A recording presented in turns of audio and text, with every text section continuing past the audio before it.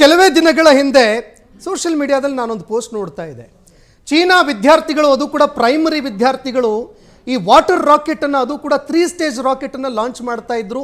ಅದನ್ನು ಪ್ರಾಯೋಗಿಕವಾಗಿ ಯಶಸ್ವಿ ಕೂಡ ಮಾಡಿದ್ರು. ಅದು ಚೀನಾದ ಆದ್ಯತೆ ಆಗ್ತಾ ಇದೆ. ಆದರೆ ನಮ್ಮ ಶಿಕ್ಷಣದ ಆದ್ಯತೆ ಏನಾಗ್ತಾ ಇದೆ? ಈ ಹಿಜಾಬು ಕೇಸರಿ ವರ್ಸಸ್ ಏನು ಫೈಟ್ ನಡೀತಾ ಇದೆ, ಇದರ ನಡುವೆ ಆ ಸರ್ಕಾರಿ ಕಾಲೇಜುಗಳ ಶಾಲೆಗಳ ವಿದ್ಯಾರ್ಥಿಗಳು ಯಾರಿದ್ದಾರೆ, ಬಾಗಲಕೋಟೆ, ಶಿವಮೊಗ್ಗ, ಕರ್ನಾಟಕದ ಹಲವಾರು ಕಡೆಗಳಲ್ಲಿ ಕಲ್ಲು ತೂರಾಟ ಮಾಡಿದ್ರು. ಯಾವ ಕೈಗಳಲ್ಲಿ ಪೆನ್ನು ಪುಸ್ತಕ ಇರಬೇಕಾಗಿತ್ತು ಆ ಕೈಗಳಲ್ಲಿ ಕಲ್ಲು ಬಂತು. ಅಂದರೆ ಭವಿಷ್ಯ ಸಂಪೂರ್ಣವಾಗಿ ಸರ್ವನಾಶ ಮಾಡ್ತಾ ಇದ್ದೀವ ಅನ್ನುವಂತಹ ಪ್ರಶ್ನೆ. ಇದಕ್ಕೆ ಸಂಬಂಧಪಟ್ಟಂತೆ ಚರ್ಚೆ ಮಾಡೋದಕ್ಕೆ ನಮ್ಮ ಜೊತೆ ಇವತ್ತು ಮುಸ್ಲಿಂ ಮುಖಂಡರಾಗಿರುವಂತಹ ಅಬ್ದುಲ್ ರಜಾಕ್ ಅವರು ನಮ್ಮ ಜೊತೆ ಚರ್ಚೆಯಲ್ಲಿ ಜಾಯ್ನ್ ಆಗಿದ್ದಾರೆ. ಸರ್, ಸ್ವಾಗತ ನಿಮಗೆ. ಜೊತೆಗೆ ಹಿಂದೂ ಪರ ಮುಖಂಡರಾಗಿರುವಂತಹ ವಿಜಯ್ ಕುಮಾರ್ ಅವರು ಕೂಡ ನಮ್ಮ ಜೊತೆಗೆ ಚರ್ಚೆಯಲ್ಲಿ ಭಾಗಿಯಾಗಿದ್ದಾರೆ.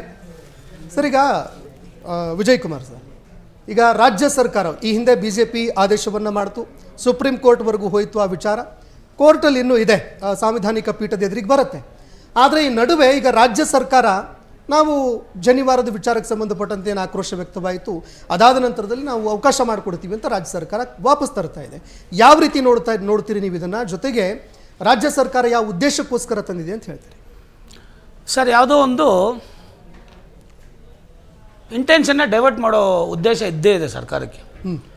ಇವತ್ತೇನು 3 ವರ್ಷದ ಸರ್ಕಾರ ಫೇಲ್ಯೂರ್ಸ್ನ ಮುಚ್ಚಾಕೋದಕ್ಕೆ ಏನೋ ಒಂದು ಬೆಂಕಿ ಹಚ್ಚಬೇಕಾಯಿತು, ಏನೋ ಒಂದು ಕಿಡಿಬೇಕಾಯಿತು ಇವ್ರಿಗೆ. ಎಸ್, 2022ರಲ್ಲಿ BJP ಸರ್ಕಾರ ಹಿಜಾಬು, ಈ ಶಾಲು ವಿಷಯದಲ್ಲಿ ಬ್ಯಾನ್ ಮಾಡುತ್ತೆ. ಸರಿ, ಮುಸ್ಲಿಂ ಅವರು ಇದಕ್ಕೆಲ್ಲ ಲಿಂಕ್ ಟು ದಾವಣಗೆರೆ ಎಲೆಕ್ಷನ್ನು. ಈ ದಾವಣಗೆರೆ ಎಲೆಕ್ಷನಲ್ಲಿ ಏನು ಇವರು ಮುಸಲ್ಮಾನರ ಆಕ್ರೋಶ ವ್ಯಕ್ತಪಡಿಸ್ತಾ ಇದ್ರು, ನಮಗೊಂದು ಟಿಕೆಟ್ ಕೊಟ್ಟಿಲ್ಲ. ಈ ಅಬ್ದುಲ್ ರಜಾಕ್ ಸಾರು ಭಾಳಷ್ಟು ಹೋರಾಟ ಮಾಡಿದ್ರು, ನಾವು ಕಣ್ಣಾರ ಕಂಡಿದ್ದೀವಿ. ನಮ್ಮ 40% 50% ಇರೋ ಜಾಗದಲ್ಲಿ ನಮಗೊಂದು ಟಿಕೆಟ್ ಕೊಡೋಕ್ಕಾಗಲ್ವಾ ಅಂತ ಹೋರಾಟ ಮಾಡಿದವರಲ್ಲಿ ಮೊದಲನೇಗರು ಇವರು. ಈ ಆಕ್ರೋಶ ಏನಾಗ್ತಾ ಇದೆ, 20,000 ಓಟು ಮುಸ್ಲಿಂ ಅವ್ರ ಕಾಂಗ್ರೆಸ್ ಮೇಲೆ ಮುಸ್ಲಿಂ ಅವ್ರಿಗೆ ಇವತ್ತು ಆಕ್ರೋಶ ಕಟ್ಟೆ ಹೊಡೆದೈತೆ. ಆ ಕಟ್ಟೆ ಹೊಡೆದಿರೋದೇ ದಾವಣಗೆರೆ ಎಲೆಕ್ಷನಲ್ಲಿ SDPIಗೆ 20,000 ಓಟು ಬೀಳೋದು ಇವ್ರಿಗೆ ಸಹಿಸ್ಕೊಳ್ಳೋಕ್ಕಾಗ್ತಾ ಇಲ್ಲ. ಇವರು ಮುಸಲ್ಮಾನರನ್ನ ತನ್ನ ಕೈ ಮುಷ್ಟಿಲೇ ಹಿಡ್ಕೋಬೇಕು ಅಂತ ಕಾಂಗ್ರೆಸ್ಸು ಏನು ಯೋಚನೆ ಮಾಡ್ತಾ ಇದೆ, ಅವ್ರಿಗೊಂದು ಟಿಕೆಟ್ ಕೊಡೋಕ್ಕಾಗದೇ ಇರೋಂಥ ಕಾಂಗ್ರೆಸ್ ಸರ್ಕಾರ ಇವತ್ತು ಅವ್ರ ಮನವೊಲಿಸೋದಕ್ಕೆ ಈ ಒಂದು ಇಶ್ಯೂನ ತೆಗೆದು ಬಿಟ್ಟಿದೆ.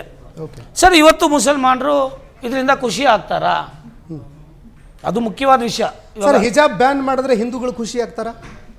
ಸರ್, ಇವಾಗ ಹಿಜಾಬು ಬೇಡ, ಕೇಸರಿನೂ ಬೇಡ ಅಲ್ವಾ? 22ರಲ್ಲಿ ಎಷ್ಟು ದೊಡ್ಡ ಇಶ್ಯೂ ಆಯಿತು.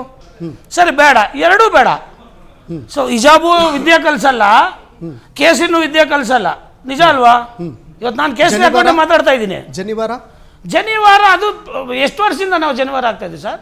ಒಳಗಡೆ ಇರುತ್ತೆ ಜನಿವಾರ, ಒಳಗಡೆ ಇವಾಗ ಬೊಟ್ಟಿರ್ತೀವಿ, ಅದು ಧಾರ್ಮಿಕ ನಂಬಿಕೆ ಅಂತ ಹೇಳ್ತೀವಿ. ಸರ್ಕಾರಿ ಏನು ಶಾಲಾ ಕಾಲೇಜುಗಳಲ್ಲಿ ಗಣೇಶ ಚತುರ್ಥಿ ಆಚರಣೆ ಮಾಡ್ತಾರೆ, ಸರಸ್ವತಿ ಫೋಟೋ ಇಟ್ಟು ಪೂಜೆ ಮಾಡ್ತಾರೆ. ಹೌದು, ಏನ್ ಮಾಡ್ಬೇಕು ಅದನ್ನ? ಹಾಗಾದ್ರೆ ಸರ್, ಇವಾಗ ಒಂದು ಕೆಲಸ ಮಾಡೋಣ.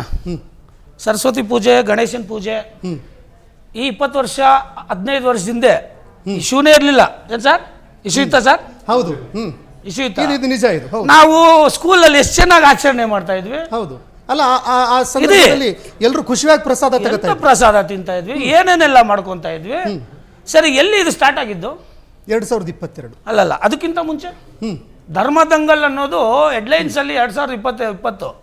ಅದಕ್ಕಿಂತ ಮುಂಚೆ ಸರ್ ಹಿಜಾಬ್ ಬ್ಯಾನ್ ಬಗ್ಗೆ ಮಾತಾಡಿ. ಹಿಜಾಬ್ ಬ್ಯಾನ್, ಓಕೆ, ಹಿಜಾಬ್ ಬ್ಯಾನು. ಇವತ್ತು ಹಿಜಾಬು ಬ್ಯಾನು ಇವ್ರಿಗೆ ಖುಷಿ ಆಗಿರ್ಬೇಕು, ಹಿಜಾಬ್ ಮತ್ತೆ ತಂದೆಯವರೇ ಅಂತ ಮುಸಲ್ಮಾನರಿಗೆಲ್ಲ ಖುಷಿ ಆಗಿರ್ಬೇಕು. ಸರಿ, ಸರ್ಕಾರ 23 ಎಲೆಕ್ಷನಲ್ಲಿ ಏನೇನು ಇವ್ರಿಗೆ ಪ್ರಣಾಳಿಕೆಯಲ್ಲಿ ಹೇಳಿತ್ತು ಮುಸಲ್ಮಾನರಿಗೆ ಏನೇನು ಕೊಡ್ತೀವಿ ಅಂತ. ಇವತ್ತು ಇವ್ರು ಯಾವ್ದ್ರ ಬಗ್ಗೆ ಹೋರಾಟ ಮಾಡಬೇಕಾಯಿತು? 10,000 ಕೋಟಿ ಕೊಡ್ತೀನಿ ಅಂತ ಹೇಳಿದ್ರು, ಅದ್ರ ಬಗ್ಗೆ ಹೋರಾಟ ಮಾಡಿ. ನಿಮ್ಮ ಮಕ್ಕಳಿಗೆ ಶಿಕ್ಷಣದ ಬಗ್ಗೆ ಹೋರಾಟ ಮಾಡಿ, ಅವ್ರಿಗೆ ಹೆಲ್ತ್ ಬಗ್ಗೆ ಮಾಡಿ, ನಿಮ್ಮ ಹೆಣ್ಮಕ್ಳ ಎಜುಕೇಷನ್ ಬಗ್ಗೆ ಮಾತಾಡಿ, ಅವ್ರ ಹೆಲ್ತ್ ಬಗ್ಗೆ ಮಾತಾಡಿ, ನಿಮ್ಮ ಸ್ಟ್ಯಾಂಡರ್ಡ್ ಆಫ್ ಲಿವಿಂಗು ಯಾಕೆ 75 ವರ್ಷ ಆದರೂ ಹಂಗಿದೆ ಅದ್ರ ಬಗ್ಗೆ ಹೋರಾಟ ಮಾಡಿ. ಹಿಜಾಬ್ ಕೊಟ್ಟರು ಆಯಿತು, ನಾವು ಕೇಸರಿ ಬೇಕು ಅಂತ ನಾವು, ಹಿಜಾಬ್ ಬೇಕು ಅಂತ ಅವರು. ಸೆಂಟ್ರಲ್ ಎಜುಕೇಷನ್ ಏನು ಗತಿ ಆಗಿದೆ ಸರ್? ಅದೇ ಅಲ್ವಾ? ಎಜುಕೇಷನ್ ಯಾರು ಕಲಿತಾರೆ? ಯಾರು ಹೇಳ್ಕೊಡೋರು ಇದ್ದಾರೆ? ಬರೀ ಕಿತ್ತಾಡಬೇಕಾ ಮಕ್ಳು ಇವತ್ತಿನ ದಿನ?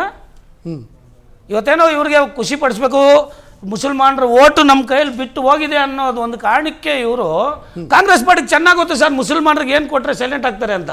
ಓಕೆ, ಬರ್ತೀನಿ ಸರ್ ನಾನು. ಈಗ ಅಬ್ದುಲ್ ರಜಾಕ್ ಸರ್, 3 ವರ್ಷ ಆಯಿತು, 3 ವರ್ಷ ಆದ ನಂತರ ಈ ಒಂದು ನಿರ್ಧಾರ ಬಂದಿದೆ. ಉದ್ದೇಶ ಏನಿದೆ ಅಂತ ಹೇಳ್ತೀರಿ? ಇದರ ಜೊತೆಗೆ ಯಾವ ರೀತಿ ನೋಡ್ತೀರಿ ಇದನ್ನು ನೀವು? ತಡೆ ಆಯಿತು, ಆದರೆ ನಮ್ಮ ಹೆಣ್ಣು ಮಕ್ಕಳ ಗೌರವ ಇವತ್ತು ನಮ್ಮ ಹೆಣ್ಣು ಮಕ್ಕಳಿಗೆ ವಾಪಸ್ ಸಿಕ್ಕಿದೆ.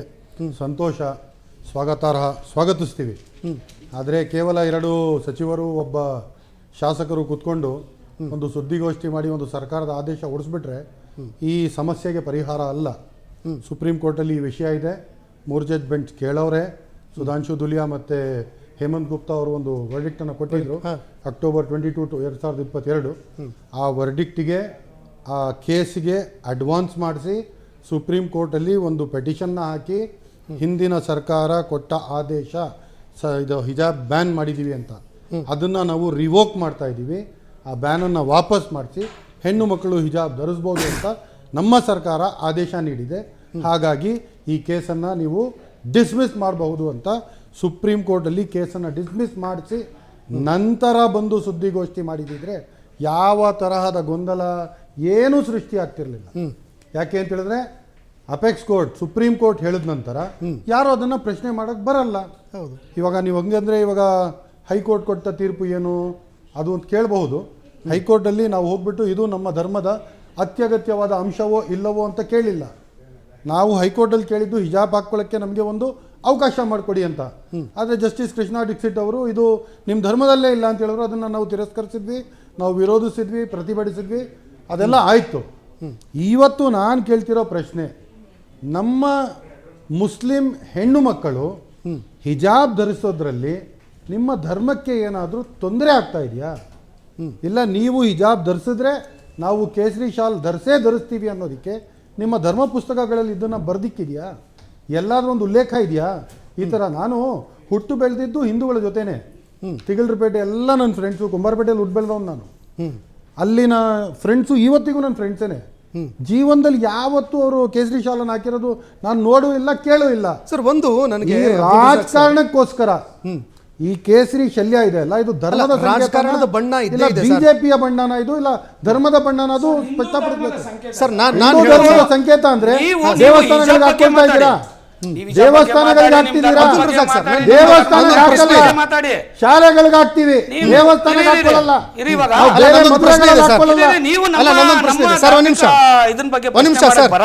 ಸರ್ ವಿಜಯ್ ಕುಮಾರ್ ಸರ್, ನೀವು ಮಾತಾಡೋರಂತೆ ನೋಡಿ ಸರ್.